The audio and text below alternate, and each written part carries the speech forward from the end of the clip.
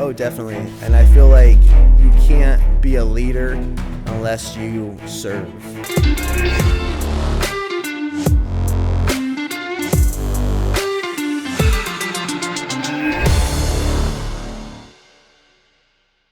Hey guys, this is Matt Foster with Defining Success. We're here for another episode with one of my good friends, Matt Lawson. We've been friends for 15, 16 years, way back to when I used to work at In-N-Out Burger and we had the beautiful sailboat hats and asked if you wanted ketchup with that. So with a smile. Yeah, with a smile. We go way back. Matt was nice enough to have us in his studio here in Turlock, California. Matt and his wife Kayla have MKL Photography. It's a successful wedding photography business. They also have the studio for maternity shoots and other shoots that would need to be, in a commercial building versus out in the elements. But they also do love being out in the elements, right? Yeah, definitely. So, happy to have you on, Matt. Thank you so much for having us in your studio. Definitely, man. It's going to be a pleasure. It's an honor to be a part of this series with Defining Success. I feel like there's a lot that we could uncover and dig into it. So I'm looking forward to it, man. Thank you for having me on. Awesome. All right. So we'll start right where we're at today. That's a lot of the time, like when I get going in these conversations, I think putting punctuation on where you guys are at today. Yes. Give everyone a full scope from family to business. Where are you, your wife Kayla, all the kids, and the business? Where are you guys at today? Yeah, so me and my wife Kayla, we own MKL Photography. We specialize in weddings, family sessions, graduates, maternity sessions, and then we now have the studio downtown Turlock. We've been together for 16 years. Yeah, married for 8 of them. Thanks, man. Thank you very much. Applaud to that, man. Yes. Beating the odds. Yeah, no easy feat for sure. We have 4 beautiful children, 3 daughters, 7 years old, 6 years old, 4 years old, and then a son is our baby boy. He's 1 year old. So definitely between home life, business, running a studio, being married, and being a father, it definitely keeps me busy. There's a lot of different dynamics to just where we're at in life right now. We're very blessed just to see how far we've come for 15 years. When we met way back when, we were high school sweethearts. So I was in my graduating year.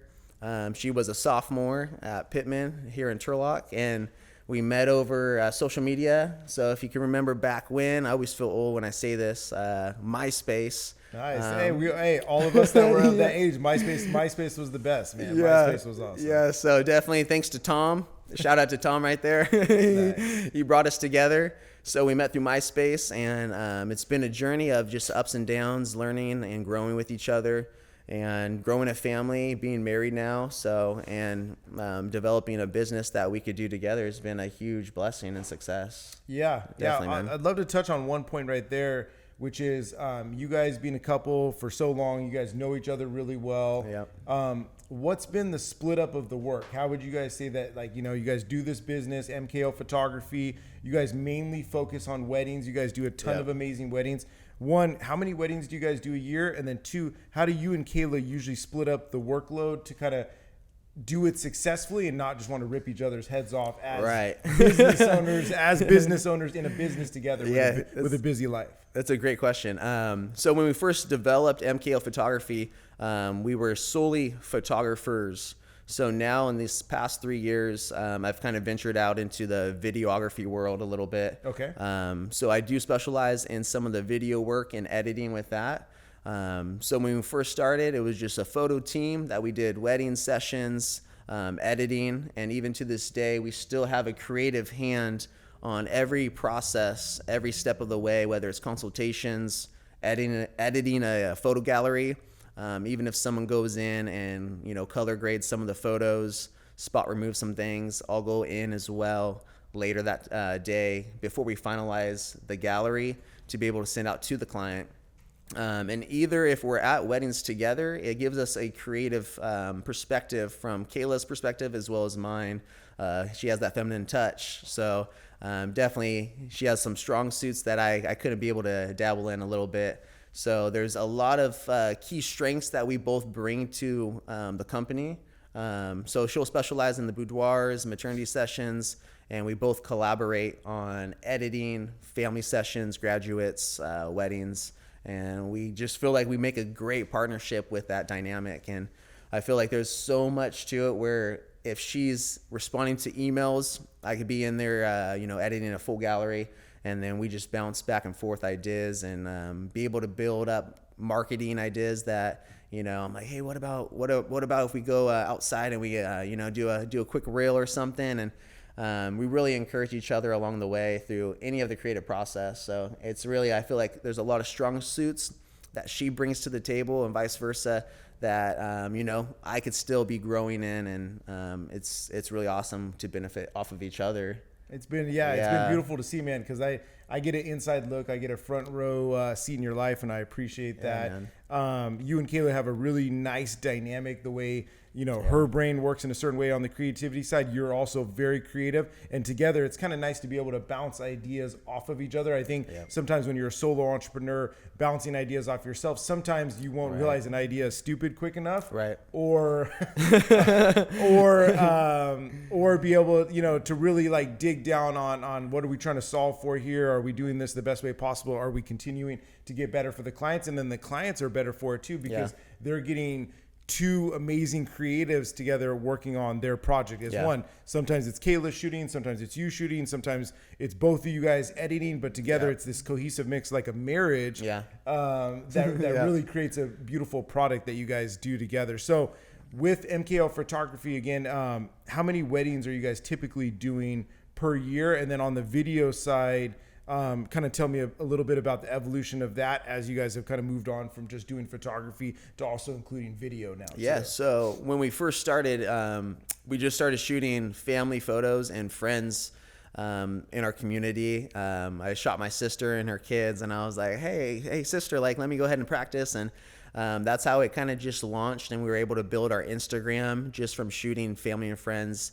and posting those photos actually got us our first wedding gig within the first 2 months. That's beautiful. Yeah. So it was funny because we had the conversation of not shooting weddings too quickly right off the jump. And one of her high school friends was engaged at that time, and she was like, hey, I saw that you're shooting photos now. And she sent us a message, and we were like, okay, well, if we're going to be serious about this, let's really dive into it. And with anything that we do, we're fully, wholeheartedly going to go in. We're going to jump into it 100%. So I was working another job at that time, and I was like, all right, I'm going to start educating ourselves on this, and started learning the equipment, things that we needed to buy. So that first year we shot probably 2 weddings. We began in June of 2017. And then the next year we probably started to grow maybe about 15, 20 weddings. And then probably at our peak season would probably be last year. And I think a lot of it was the COVID weddings and reschedules. We shot probably close to 60, 65 weddings. Wow. Yeah. So it was definitely a lot of triple headers, double headers, Friday, Saturday, Sunday weddings, which is, it's a great thing to be able to stay creative. And that's where there's a lot of benefit to having both of us to stay fresh. And, when another is getting a little tired, we are able to pick each other up. But yeah, the beautiful thing is to shoot weddings and see and capture people's love and celebrate them finding each other and that growth. And we really do put a high price on marriage. So it's one of the things that will always probably stay in the wedding industry for sure. I love that, man. And one of the things that I was thinking of when you were kind of talking about, the buildup of where you guys have got to now that you guys have a couple hundred weddings under your belt. Right. What were the nerves on doing the first wedding? And I know that you guys are real high energy. You guys are real high energy type people, which is great. I think people love your guys' energy. Yeah. But of course, the nervous energy that is going to happen on your first wedding to your 200th wedding, right? Talk about the difference, and then also talk about in the same breath, what kind of equipment you guys were using on maybe that first wedding that could have been maybe a mistake. Right. Looking back, I'm pretty sure you did the best that you could. Yeah. It still turned out well. They were happy. But if you had to do it over again, what equipment would you have started with at that time? And with now on the other side of that question, with 200 weddings under your belt, with the noise being a little bit more quiet, what do you notice that new photographers make as mistakes when they're like nervous and doing their first weddings versus more experienced wedding photographers? That's a good question. I would say the wedding nerves is a real thing. I think that's a good thing to always have because you're holding once in a lifetime, once in a moment opportunity to capture. You only get one chance. Yeah, you only get one chance. Don't let it blow. But one of the things that we always kind of go into a wedding is to take it seriously. Mm-hmm. So I think that's where the nerves come from and the excitement always. The first wedding that we did was a friend, but like I said, it's a special moment in their lives, and you got to remember that you're celebrating the two coming together as one. Mm-hmm. So I feel like there's a lot to hold as a value to that. And I think even to this day, we still get a little nervous, a little excited. But some of the stuff that we would always kind of maybe run into is just when we first started was some of the equipment wasn't as fast and quick. So you had to learn the fundamentals. There's a lot of talk about the triangle where it's the shutter, ISO, and the balance of all that stuff. So you would have to learn the aperture, shutter, and ISO. So coming into it, if you knew the fundamentals right off the jump, you'll have the creative process to come in and capture the couple as they are, making them feel comfortable, not just getting certain poses. And, a lot of people will come into the wedding day as like, I want to do these certain TikTok trends and a long list of posing. But for the photographer, we're there to capture your day as you guys are. We don't want it to be so much lifted up on getting certain pictures, but also it should be balanced with how the couple is together and how they've kind of met in the relationship and seeing that play out into their photos. So even now to this day, we remind our couples just to have fun. We come in to capture who they are, and we don't want to be overtaking of posing them, talking too much, and just having the control of the wedding day. So I would say a lot of people go into it too quickly with trying to speak on, let's pose this person this way and make sure I get my Instagram posing so I have something to post for my page, rather than letting them play out. And some people are very quiet. So you don't want to have people in a situation where you're doing a lot of lifts and spins and dips, or like a lot of guys always tell me like, it's always so awkward. I'm just like staring at them in the eyes, I'm like staring to their soul. So it's also learning the couple as who they are. Yeah. And that's, you guys do a little bit of that in your pre-process, right? When you interview people in the beginning, by the time you guys get to that day, you kind of already have a sense of how much command someone's going to need, how much backing off. And like, again, if you want to capture someone's true essence, you really have to take a little bit of time to understand them. Yeah. So there's a process to being, conducting and being able to capture certain photos throughout the day, but not overstepping and basically molding them into people who they weren't. So they want to be able to look back on their wedding photos and see a reflection of, the happiness and organic moments that they could actually be like, oh yeah, I love this photo of us just laughing, and finding if they have a dry sense of humor or they're super energetic, to kind of come in and match that level of energy too, because you don't want to come into a wedding day just, all right, you guys ready to party, let's do this thing. And there's moments in the day where it escalates and peaks and you could have time to celebrate with them, but coming in too headstrong could be kind of detrimental to the approach, and it could kind of maybe even make them a little more turned off to like their actual feelings. So kind of being a little bit more intuitive on people's personalities, being appreciative of, like you said, if they're quiet or loud, and also sometimes there is the place for you to be the hype man, but it's not every time. Yeah. And being able to know when to do that, and then also not get so caught up in the hype and everything else that you actually end up doing a bad job in capturing the essence, because you guys are only getting this one shot to do it. So I'm gonna put a pause real quick right there. Like, you guys have been part of so many people's amazing ceremonies, weddings, pictures, family moments, maternity stuff.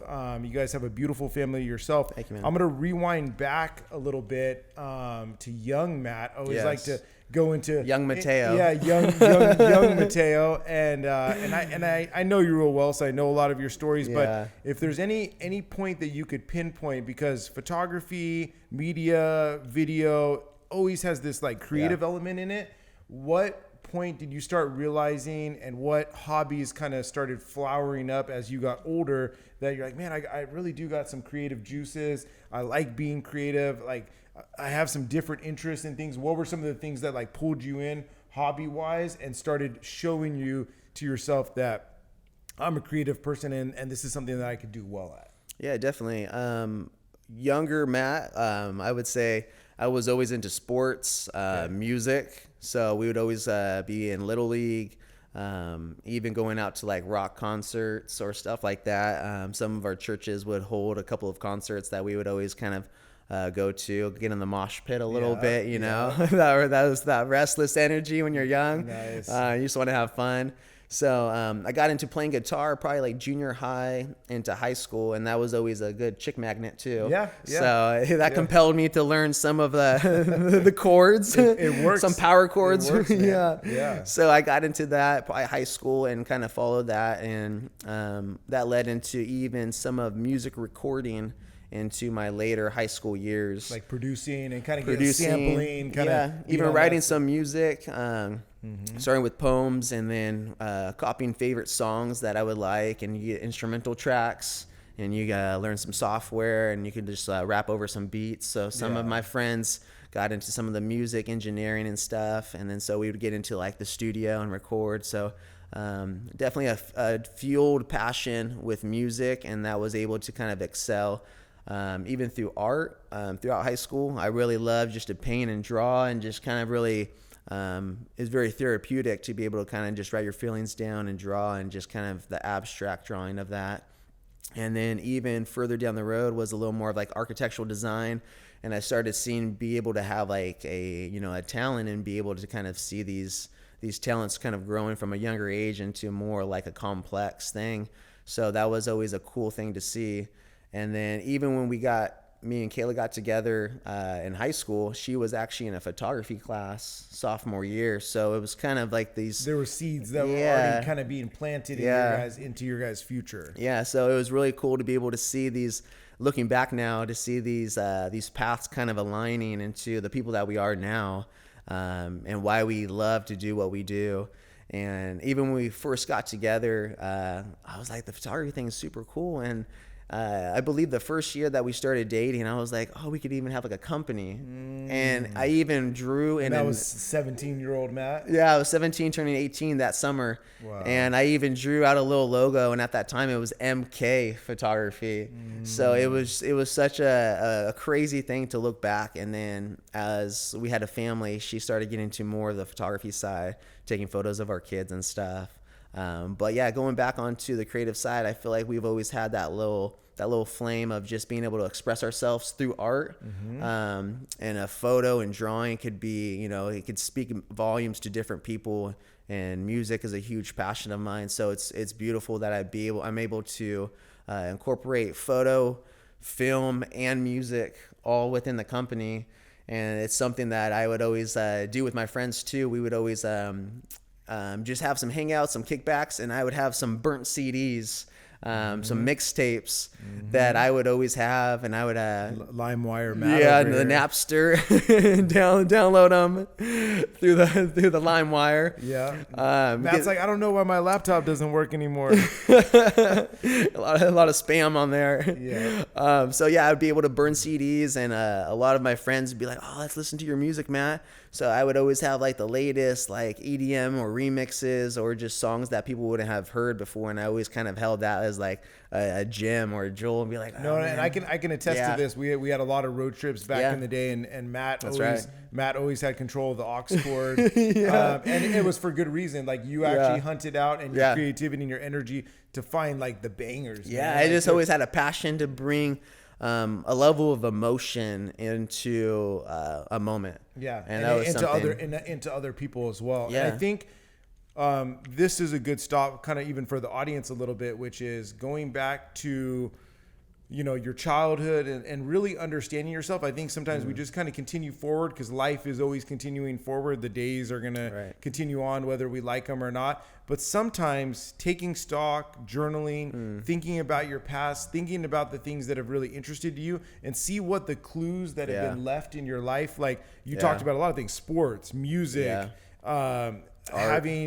having art, guitar, just in general, like, and then also having an energy for people. It's like that creativity side wasn't just isolated and introverted. It was also combined with being extroverted and wanting to create these like more up moments, the moments up between moments friends people. and everything else. Between friends and everything else. So Yeah. that's incredible. But I think it's important for everyone to steady yourself. We pay attention to so many other things in life, but when do you actually take stock of what's going on inside of you and some of the clues, and maybe picking back up some of those hobbies that you forgot about? There's a reason, and exploring them a little bit more. There's a reason. That's good. There's a reason that you have some love and some interest, and it's not just by accident. So going from there, so creativity, wanting to create moments for people. And this can happen to a lot of us. You have a lot of great energy behind you. The last 15 years that I've known you have been a beautiful friendship. It's definitely not always been smooth for Matt. Yeah. There's definitely been some obstacles in the way. We all have different overcome in our life. And I would say that due to this passionate creativity that's in you and wanting to create moments for people, what were some of the obstacles and what was some of the downfall and low moments going forward through your life with Kayla? And Kayla's been on the ride with you the whole time. What's been some of these low moments that actually were produced from some things that could create positivity or could create the negativity that they did in your life? Yeah. So I think that was a good segue into the music that I loved and finding those passions. I think I turned that into almost kind of like what you just said, taking stock of who you are and why you are the way you are and why you love certain things. I think I started loving the music scene and just getting into more of like the fast lifestyle and almost kind of like a self-identity crisis. I wasn't rooted into who I really was and who I was meant to be. I was more focused on hanging out with certain friends and making sure people were acceptable of me. Really kind of doing that soul searching, a lot of people say, throughout those younger years, especially right after high school, I would say is a very pivotal time for a lot of people as we try to get in the pressures of going to college or finding a job that you like based off the passions that you're fueled by. So I started getting into more of just like EDM concerts, really almost being retractive to what I was called to be in those things, and really kind of suffocating it out with bad influences that led me into either drinking, getting into more parties, and this kind of deterred me a lot from who I was being called to. So there was a lot of things that really set me back in my young years, I feel like, and a lot was drinking, partying, and suppressing some of the stuff that my parents or just good relationships were trying to promote at that time. So there was a lot of challenges with trying to live two different lives, basically, knowing what I was called to, but then also living this life I was fabricating and, living almost a fantasy life of, going out, partying, staying out, and doing certain things. And that really suppressed a lot of who I meant to be. So there was a lot of struggle in my early years of 20s. And I think a lot of people could probably, attest to that is, you get pulled into just having fun, and it starts with, any sin is fun for a season. So I feel like that was a struggle for me. And in my later years, it started kind of revealing itself because of the destructive relationships that I started building through people who just started using me. And likewise, I, found myself learning to be able to be a good liar, just telling people what they wanted to hear, really, just to kind of set the quota of doing like, yeah, I'm doing good, I'm doing fine. And I had a hard time discovering of the path I needed to take of my self-identity. I wasn't rooted in what God really wanted me to be at that time. And I feel like I lost a lot of the direction that I needed to go to step into what God really needed me to be. So there was a lot of struggle with that, and that alcohol and partying lifestyle turned into more of habits of things that I started incorporating into my younger adult life. And that grew into, an addiction of just suppressing things and not really being in tune with my emotions. So there was a lot of times where I felt desperate and lost.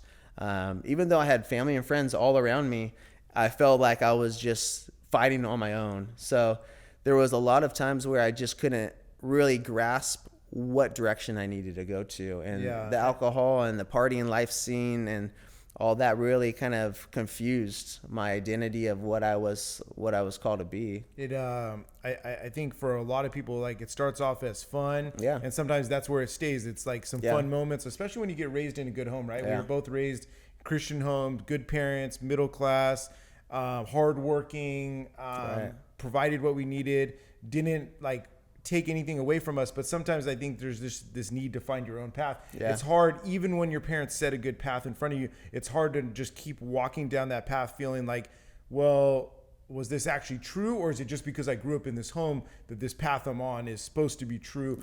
So in the exploration of our own identity, in what are the right things to do, we all start exploring, right? And I know for you, it kind of came to a really big 180. I don't know if you want to talk about that at all. Definitely. There's a moment, because what happened is, like, you go from this fun-loving Matt, right, that's just chasing experiences, wanting to make everybody feel happy, to almost ending up in this really dark place where, like, it's no longer that you're playing both games. The game has its holds on you. The cords are on you, whether you can see it or not, and you have you're Pinocchio to the habits that you've just kind of been feeding over on and off over those years. What was the big 180 that made you realize, like, man, I really need to get my life together? And then what was some of the structure around how you turned around and kind of grew a lot of what you had in a positive way forward? Through the self-discovery of what path I needed to take, who I was, I found myself creating just bad habits, which led into being entangled into this lifestyle that I didn't know how to get out of. And it almost kind of, in a weird way, I began to isolate myself. And that's where I think I came to realize that I felt hopeless and alone. Even though I know I had good family around me, friends that were rooting for me, I kept putting myself into destructive behaviors that I started growing from a young age out of high school because it was fun at the time. And through a series of bad events, I got into a car accident one night and actually flipped my car going to some friends that I really shouldn't be hanging out with. So where you're not supposed to be, some bad things start to happen to you. And in that moment, I was really it literally turned me upside down, literally. So I crawled out of the car at that night. You flipped your car? Did you have any injuries?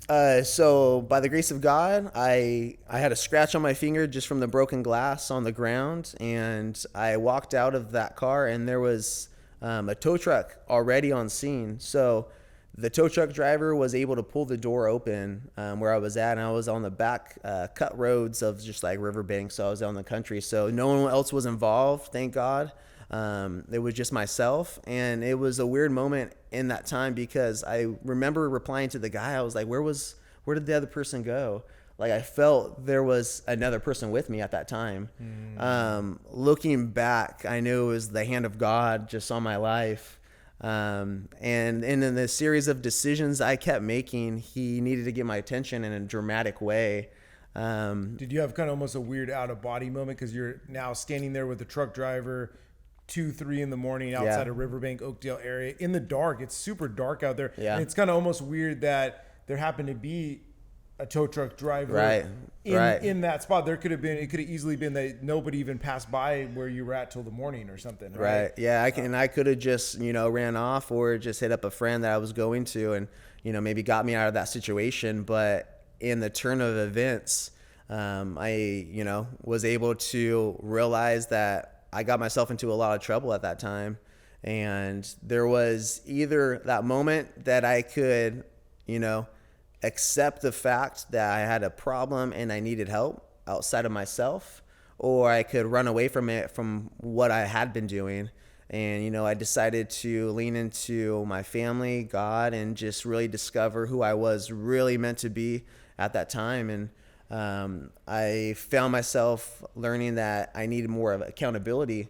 So I entered into more of like a Celebrate Recovery group that allowed me to really focus in that the destructive behaviors that I had were behaviors that I created and desires that I needed just to refunnel and refocus into other avenues, going back to just being a child and playing sports and, the loving Matt that just, wanted to have fun and make those mixtapes and, celebrate good times with people. I kind of lost that. And, there was a lot of spiritual warfare and the enemy wanted to, take me off the map a little bit. So I had a realization in that moment that I needed to, give myself to God and, that I needed to turn my life over. And it was a pivotal time where I leaned into the Celebrate Recovery group that I started attending.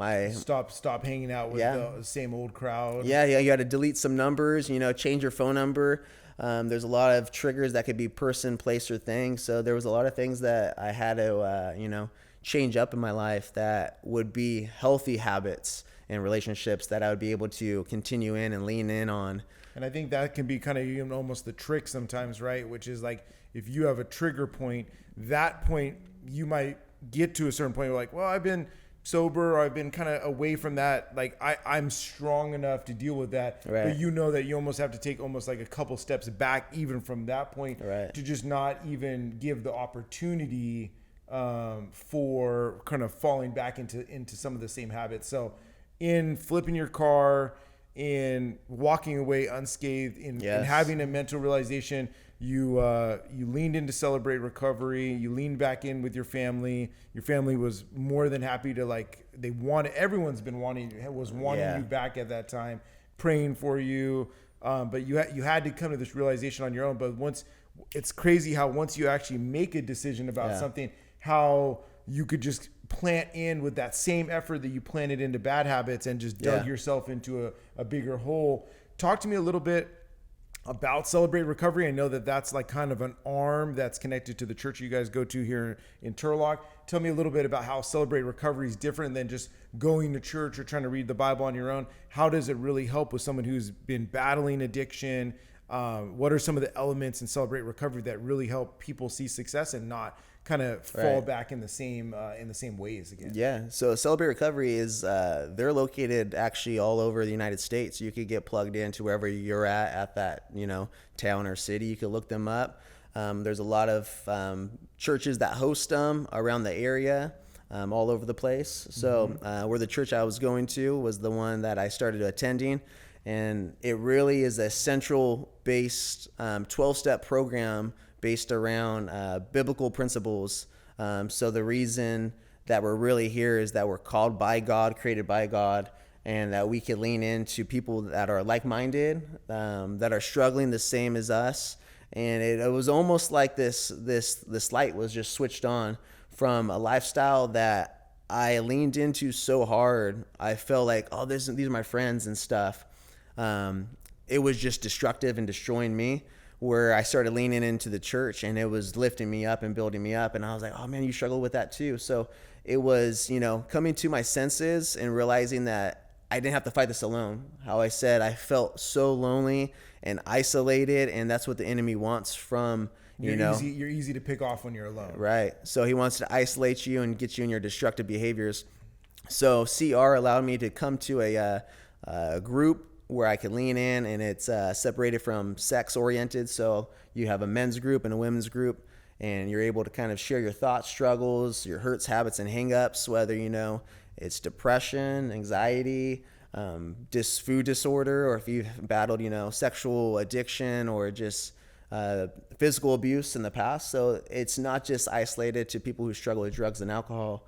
So there's a lot to learn from all people. Was that illuminating to see just all the different faces? Because I think sometimes we have this image in our head of like what addiction looks like, or they're monsters. But like everyone deals with some form of addiction. It's just either good or bad. And I think sometimes sitting across from someone who looks like, if you saw them on the street, they look like they have it all together, but behind the curtains, they're sitting there and talking about sex addiction or pills or how they were never loved or beat to crap as kids and stuff like that, right?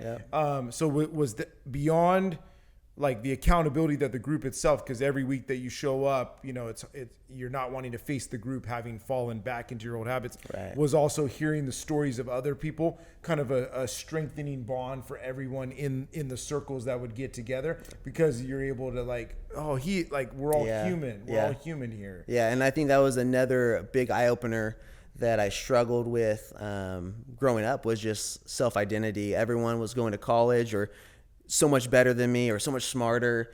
And then when you come to this group, you have all walks of life, whether you're well educated, you have a lot of money or no money, young, old, no matter what race you are. Like you said, we all struggle with something, whether that's, depression, anxiety, mental health, any of that. But there was a lot of encouragement going each week, knowingly that I would have to express and touch on what my last week was, whether that was good or bad. And I wanted to bring something good to the table and, be proud of myself and encourage the other brothers in my group and stuff. And likewise, so there was a lot of stories that there was similarities, and also being grateful for the things that I've been given. My childhood, my upbringing, my own struggles. There's nothing, too far-fetched for anyone. We all struggle with something. So I leaned into that, and there was a lot of good brothers that I was able to reach out to throughout the week. And it allowed me to have people that were already further in recovery, things that they were able to teach me, and I was able to apply to my own life. And you got to work the steps. If you work it, it definitely works. With anything that you apply, you can't expect to look fit, feel healthy, and not go to the gym and eat right. So garbage in, garbage out.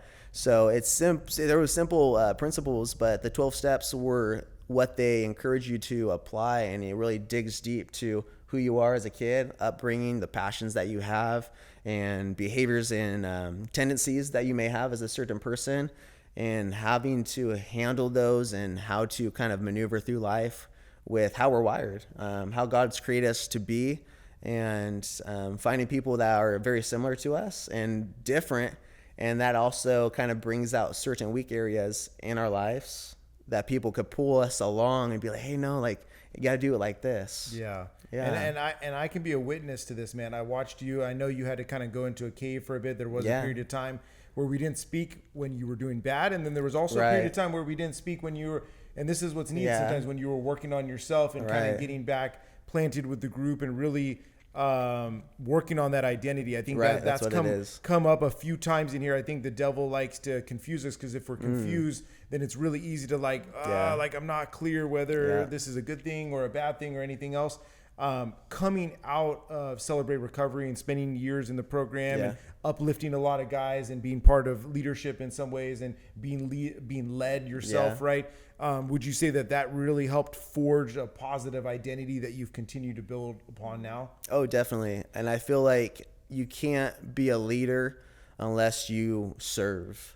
You have to learn to serve that role or position if you're expecting to be in that position one day.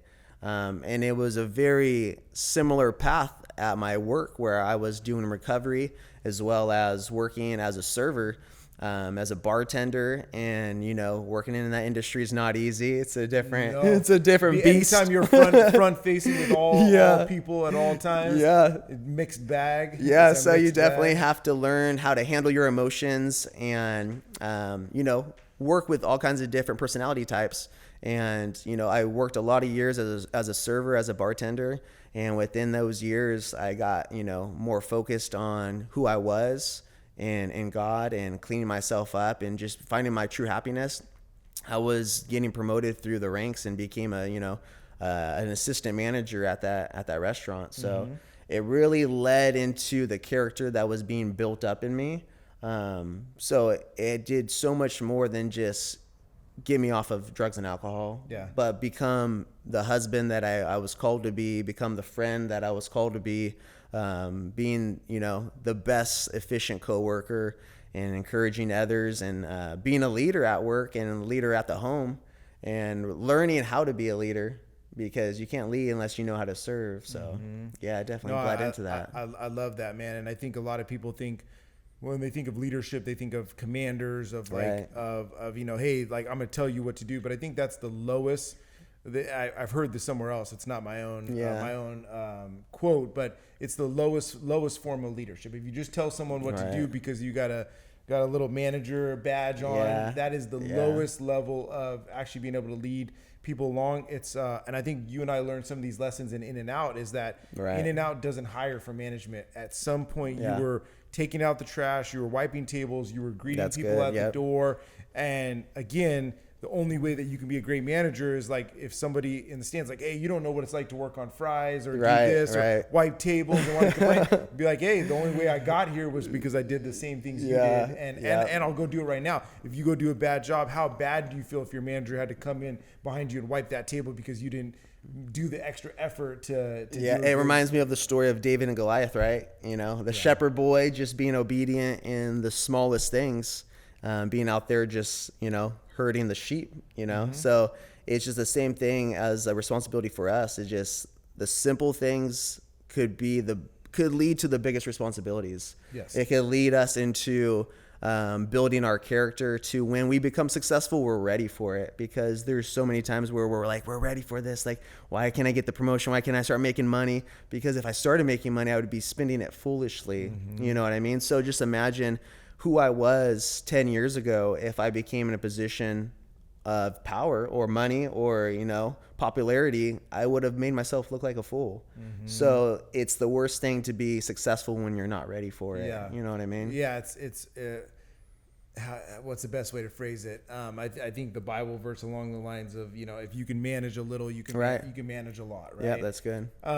So beautiful story. I've been an eyewitness to it the whole time. I can verify that these facts are true. Front row seats. I can raise my hand and attest that you have done a great job. You're a great dad. You're a great businessman. Great husband.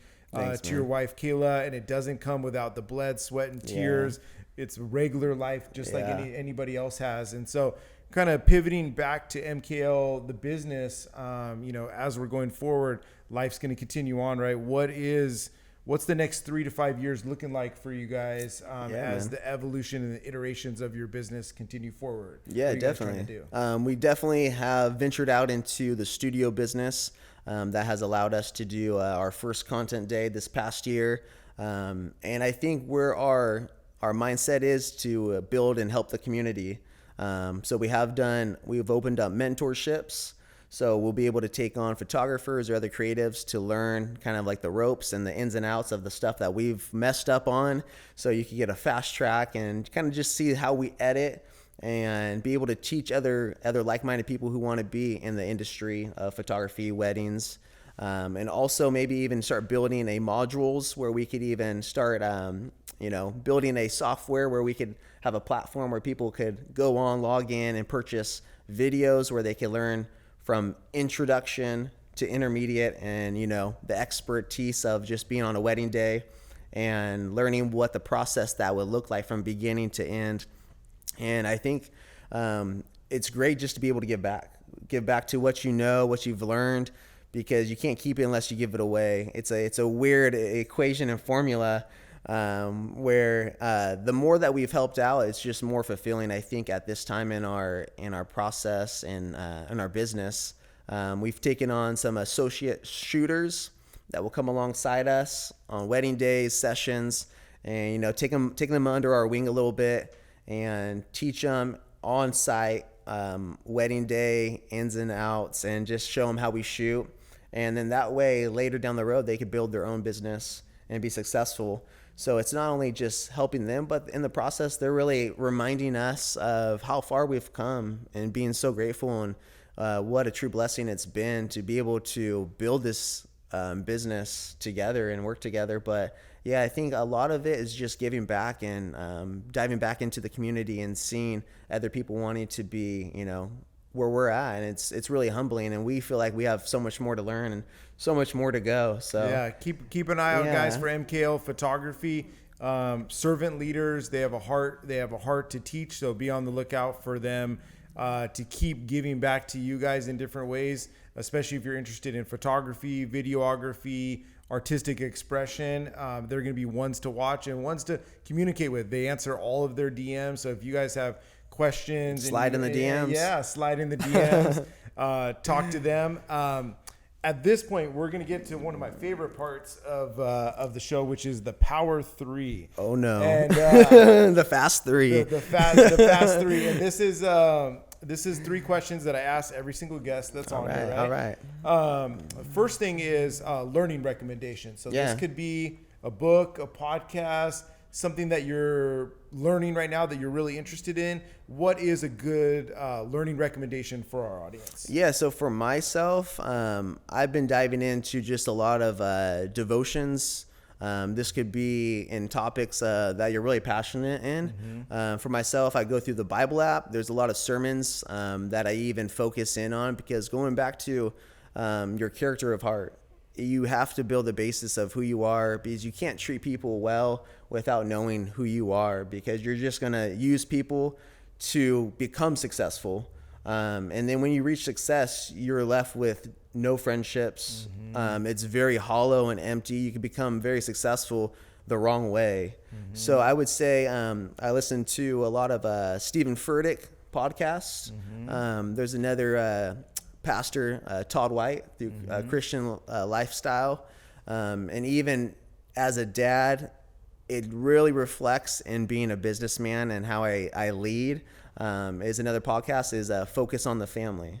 So that's another good one that really kind of just shows leadership, servanthood leadership. Got it. Yeah, man. So going back into like one of the big things that I like about sitting down with amazing people is kind of see what helps make them tick, right? And so if you guys are listening, Stephen Furtick, Todd White, Focus on the Family, Yes, sir. the Bible app, which is free, and starting to get in there a little bit, and work on that internal stuff. I think today we talked a lot about identity and figuring out your identity, what's really interested in you, what really kind of turns you on for life, right? Yeah. And in the same breath, what can you do to work on the correct path for you versus the incorrect path? So that's question number 1, learning recommendation, right? Question number 2, we'll get right on to the next thing. What is an actionable tip? One thing that really matters for me, for everyone that's watching, is that you not only are inspired by the stories and get to hear about the amazing people that we sit with, but that you actually leave with something. So the actionable tip is, what's something, if the audience started it today, would help change their lives? I would say set goals, no matter how big or small they are. I would definitely say whether it's just eating healthy, not texting that person, that toxic relationship. Whether it's a big goal, I'm going to finish college, I'm going to get this degree. Setting goals will give us a clear path onto where we're trying to traject. You know what I mean? So without that, I had no path to go. So I was a wanderer. I was trying to please anyone who I was ever hanging out with. I didn't know who I was. So setting small goals, big goals could be the best thing for you. And also forgiveness, keeping forgiveness close, whether forgiving other people, because you don't realize how much we carry hurts in our own heart from other relationships or things that has been done to us. It's like what they say, like the poison that you drink and you want the other person to die from it, is like unforgiveness. And also being forgiving to yourself, I think, because even when you don't hit those little goals or big goals, forgive yourself just as Christ has forgiven us. So you're able to get back up and climb that ladder again and get back up in the morning, because we're all going to mess up. We're all going to fail. And without that, you're going to carry too much baggage along the journey, man. So you want to keep unloading that backpack. I love that. So basically, having a North Star, guys, they always say this, that if you don't know where you're going, you'll always get there. Wandering, drifting, these are all tactics that always lead us in the wrong direction. We end up being tossed to and fro, just like waves that are crashing against the shore with no set purpose, rhyme, or reason. We have a purpose. We have a reason for being here. It's part of our job to figure out what that is. Set some North Stars, because even if we actually set a North Star that's wrong, at least we'll actually get some feedback that we're actually going on the wrong path and can actually course correct. But if you're headed nowhere, you really never know if you're doing anything right. It's like trial and error a little bit. And that leads to a lot of unhappiness. And then I think on the other side of unhappiness is actually like forgiving ourselves, forgiving others for things that have happened. I agree with that wholeheartedly, man. Yeah, definitely. The last of the power three is people. So I believe that amazing people are always 1 degree away from another amazing person. So I always like to take recommendations from the guests that are sitting in front of me for someone who they recommend I have on the podcast. If I can, I'll get them on in the same season that we're talking or in a future season. So for you, what's someone who's 1 degree in Matt's world that you would recommend that I have on the podcast? Oh man, that's a good question. If I really had to narrow it down, man, shoot, I would probably say a lot of the shepherdness and a great role model that has been set in my life is our lead pastor, Dave Lawson. He's a family man. He serves his church wholeheartedly. He sacrifices his time. He leads such a large crowd of people without getting too prideful. And it comes off in such a lowly state of being always learning, always serving, always just loving people one step closer to Jesus. So I would definitely give him a shout out. All right, David, we're coming for you. You heard it here first. So definitely, just to wrap it all up, Matt, I appreciate you having us at your beautiful studio here in Turlock. Of course, man. Appreciate you making the time. I know you're a busy guy. You got a lot pulling at you all the time, man.